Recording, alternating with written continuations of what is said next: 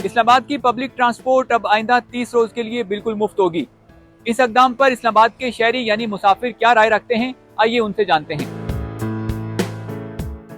हमारे लिए तो बहुत डिफिकल्ट होता है इतना ज़्यादा, जब रेट में 100% इंक्रीज हो जाए विद इन 2 मंथ्स, तो फिर वो अल्टीमेटली आपके लिए काफ़ी इंक्रीज आ जाती है और आपका बजट थोड़ा ऊपर नीचे हो जाता है। तो it's really good step of government. ये बहुत अच्छा कदम है। आज हमने वैसे भी बहुत हिच हाइकिंग की है मेट्रो और इन सारी उस पर, तो हमें यही लगा है कि अगर स्पेशली अच्छी कंडीशन की ये बसेस हैं। वक्ती तौर तो बहुत अच्छा है, लेकिन जो पेट्रोल बढ़ा है उसका पब्लिक प्रेशर कम करने के लिए एक टेम्प्ररी एक मेयर्स लिए गए हैं। मैं समझता हूँ कि ये अगर परमानेंट तो हो तो अच्छा है, क्योंकि आवाम के लिए सहूलत ज़रूरी है।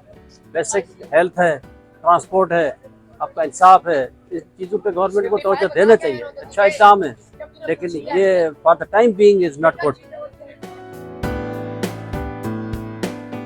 बहुत अच्छा इक़दाम है। इससे ये है कि गवर्नमेंट को जो इम्पोर्ट बिल पे जो इश्यूज आते थे उसमें भी कमी आएगी, और आवाम के लिए उन्होंने सोचा है, बहुत अच्छी बात है। बहुत सहूलत हो गई है लोगों को इससे, और जो हमारा मुल्क में जो मईशत पे जो प्रेशर था वो इससे काफ़ी हद तक कम हो जाएगा। इस पे 50 रुपीज़ चार्जेस करते थे, अभी वो भी नहीं होंगे। तो जो ज़्यादातर लोग हैं इसकी तरफ आएंगे, मेट्रो की तरफ। बहुत अच्छा इक़दाम है।